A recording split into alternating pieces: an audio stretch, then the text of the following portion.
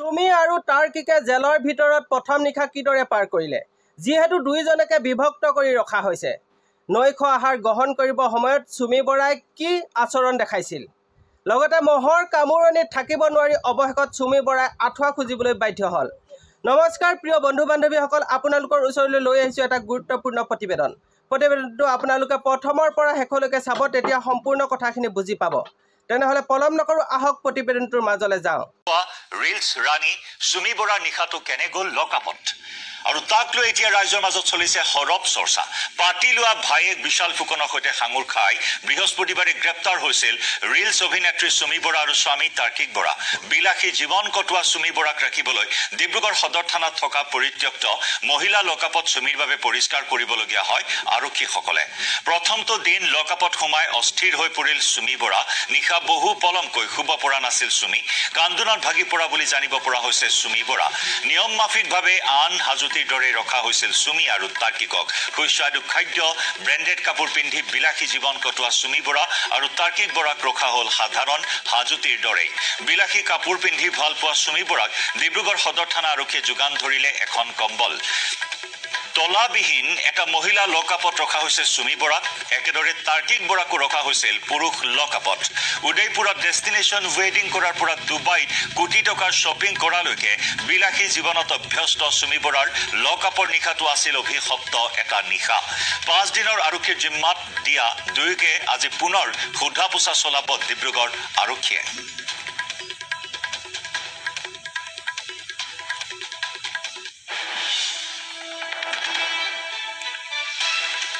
আমি পুনবতীয়া সম্প্ৰচাৰত সংযুক্ত হৈছো ডিব্ৰুগড়ৰ পৰা আমাৰ সাংবাদিক জেছিম আহমেদৰ সৈতে জেছিম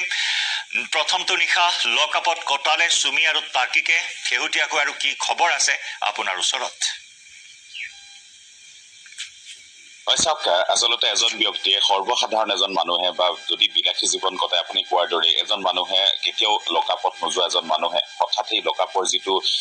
মানসিকভাৱে আচলতে যিটো চাপ আহে চাপত স্বাভাৱিকতে ভাগি পৰাটো এক নিশ্চিত কথা বুলি ক'ব লাগিব তেনেদৰে আচলতে চুমি বৰাও যোৱা নিশা ভাগি পৰিছে আৰু চুমি বৰাৰ কান্দোনৰ শব্দও শুনা গৈছে চুমি বৰাই যথেষ্ট অনুশোচনাৰ দৰে আচলতে কান্দোনৰ যি আচলতে মাত শুনা গৈছে সেই মাতত আচলতে তেনেধৰণৰ এক আচলতে ভাহি আহিছে বুলি ক'ব লাগিব অৱশ্যে এই সমূহ কথা থানাৰ ভিতৰৰ কথা থানাৰ ভিতৰৰ পৰা বাহিৰলৈ শব্দ ওলাই অহাৰ কথাহে এইবোৰ শুনা গৈছে কিন্তু তাত আচলতে আৰু কি হৈছে আচলতে চুমি বৰাই কেনেধৰণে সেই মানসিক অৱয়ৱটো প্ৰতিস্ফুট হ'বলৈ আচলতে তাত উপস্থিত থাকিলে থানাৰ ভিতৰত উপস্থিত থকা আৰক্ষীৰ লোকে আচলতে ভালকৈ জানিব কিন্তু এইখিনি কথা আমি যি বাহিৰত শুনা পোৱা বা তেনেধৰণৰ কথাবোৰ আচলতে ক'ব পাৰি আৰু জয়ন্ত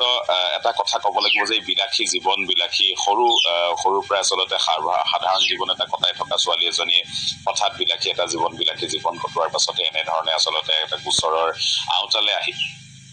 অভিযোগত আটক হয় বা গ্ৰেপ্তাৰ হয় এইদৰে জেলৰ ভিতৰত আচলতে থানাৰ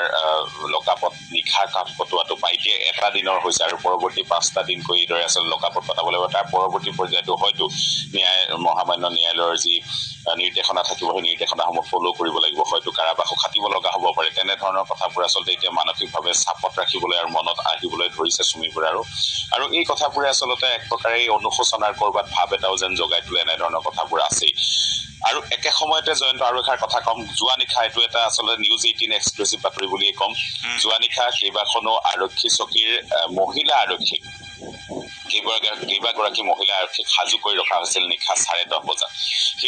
এই যেটো নিৰ্দেশ আছিল আচলতে আৰু এই নিৰ্দেশটো আচলতে কিয় দিয়া হৈছিল হয়তো কৰবাত সাৰ্চ অপাৰেচন চলোৱাৰ কথা আছিল নে 5 গৰাকী মহিলা আৰক্ষী বিভিন্ন আৰক্ষী চকীৰ পৰা কিয় সাজু কৰি ৰখা হৈছিল এইবোৰ কথা আচলতে লক্ষণীয় কথা এই সমূহ কথা আচলতে আৰক্ষীৰ জিম্মাত লোৱা 5 দিনৰ জিম্মাত লোৱা চুমি বৰাৰ ক্ষেত্ৰত চুমি বৰাৰ মুখৰ পৰা ওলোৱা অন্যান্য তথ্য এই তথ্যসমূহ অনুযায়ী আৰক্ষী আচলতে কৰবাত অভিযান চলাবলৈ বা তেনেধৰণৰ কাৰ্যৰ বাবে এই সকল মহিলা আৰক্ষী সাজু কৰিছিল নে কোনোবা মহিলা আৰক্ষী কৰায়ত্ব কৰিবলৈ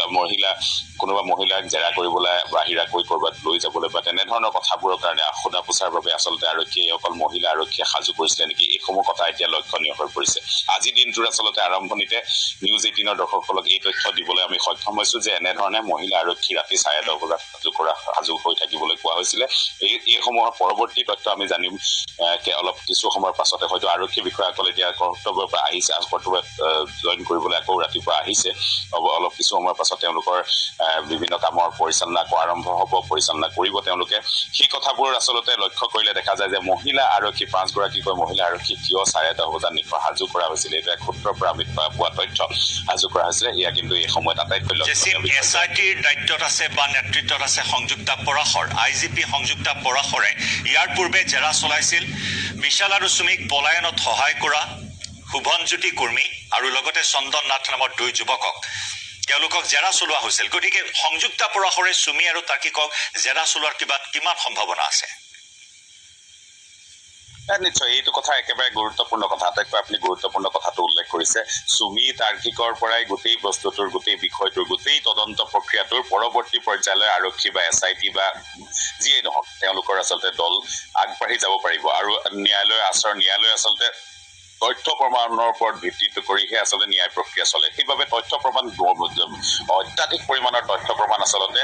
আৰক্ষীক লাগিব বা তদন্তকাৰী দলসমূহক লাগিব তেনে ক্ষেত্ৰত আচলতে সুমি আৰু তাৰ্কিকক জেৰা চলাব সুমি তাৰ্কিকক বা বহু তথ্য আৰু এই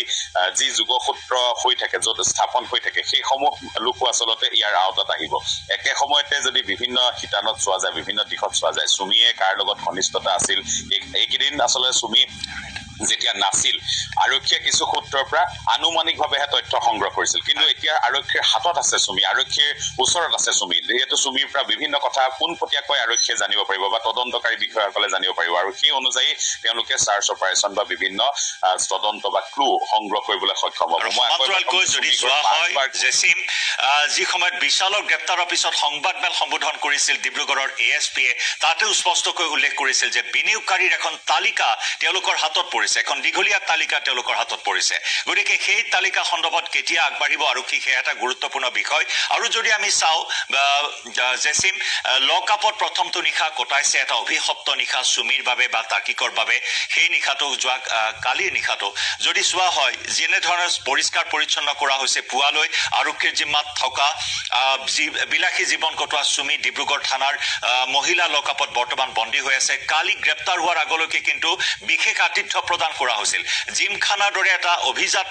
স্থানলৈ লৈ যোৱা হৈছিল তাতে ব্ৰেকফাষ্ট কৰোৱা হৈছিল অৰ্থাৎ অন্তিম মুহূৰ্তলৈকে বিশেষ আতিথ্য লাভ কৰিছিল সুমিয়ে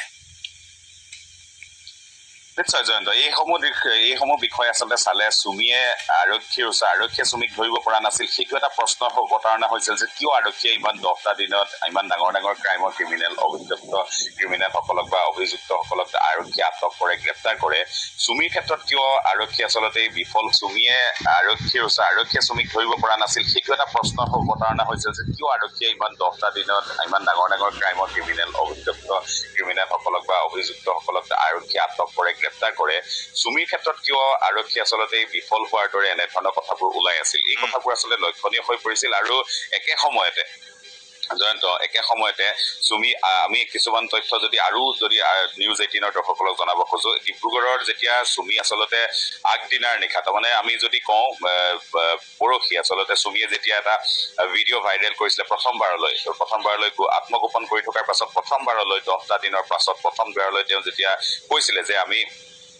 মই এনেকে ধৰণে আত্মসমৰ্পণ কৰিম খুব ভাঙি পৰিছো এনেকুৱা ইত্যাদি কথা প্ৰথমটো যিটো ভিডিঅ' আমি সকলো সংবাদ মাধ্যমৰ পাছত দেখাবলৈ সক্ষম হৈছিলো সেই ভিডিঅ'টোৰ পাছতেই তেওঁ কৈছিলে যে সিদিনাই কৰিব তাৰমানে পৰহিয়ে যদি আত্মসমৰ্পণ কৰিম কৈছিলে পৰহি কিন্তু নকৰিলে আল্টিমেটলি পাৰ হৈ গ'ল এটা দিন তাৰ পাছতহে আচলতে পুৱাৰ ভাগত আত্মসমৰ্পণ কৰিছে বা তেনেধৰণৰ কথাবোৰ ওলাইছে এতিয়া কথাটো হ'ল সেই পাৰ্টিকুলাৰ সময়খিনি সুমি ডিব্ৰুগড়তে আছিলে বা যোৰহাটতে আছিলে বা এই ঠাইখিনি উজনিৰ এই ঠাইখিনিত আছিলে যদি কাৰ ওচৰত আছিলে কেনেধৰণে আছিলে সুমি পুলিচে কেনেকে পাই গ'ল বা এনেধৰণে যোগসূত্ৰ স্থাপন কৰিছিলে তাৰ পাছত এটা তথ্য পোহৰলৈ আহিলে জিমখানা ক্লাবৰ আমি ভিডিঅ' দেখাবলৈ সক্ষম হলো যে জিমখানা ক্লাবত সোমাবলৈ অসুবিধা অগোচৰে হৈছে আৰু এষাৰ কথা যে সুমিক এখন ডিব্ৰুগড়ৰ লেপেট কটা এখন বিশেষ ধাবা বা এখন ৰিজৰ্টত আচলতে সুমি কিছু সময় কটাইছিলে তাত খাদ্য গ্ৰহণ কৰিছিলে এইবোৰ তথ্যও আছে এইবোৰ কথাও আচলতে পোহৰলৈ আহিছে বৰ্তমান সময়ত সেই ধাবাখন বা সেই যিখন আচলতে যি ৰিজৰ্ট আচলতে সেই ৰিজৰ্টৰ পৰা আচলতে কেনেধৰণে আকৌ পুনৰ ডিব্ৰুগড়ৰ জিমখানা ক্লাবলৈ আহিছিলে নিশাৰ এই পাৰ্টিকুলাৰ সময়খিনি যি সময়লৈকে চুমিয়ে আত্মসমৰ্পণ বা ধৰা দিয়া নাছিলে বা ধৰা দিম বুলি কৈ পেলাই যিখিনি সময় পাৰ হৈছিলে মাজৰ সেই সময়খিনিৰ ভিতৰত এনেধৰণৰ বহু কথাও কৈছিল এই কথাবোৰ আচলতে কোনে কেনেধৰণে সম্পাদন কৰি আছিলে কাৰ আশীৰ্বাদ আছিলে ক'ৰবাত মই পূৰ্বৰ পৰা কৈ আছো যে ওপৰত কাৰোবাৰ আশীৰ্বাদ আপুনি দৃষ্টি ৰাখিব আমি পৰৱৰ্তী সময়ত পুনৰ সংযুক্ত হ'ম ধন্যবাদ জনাইছো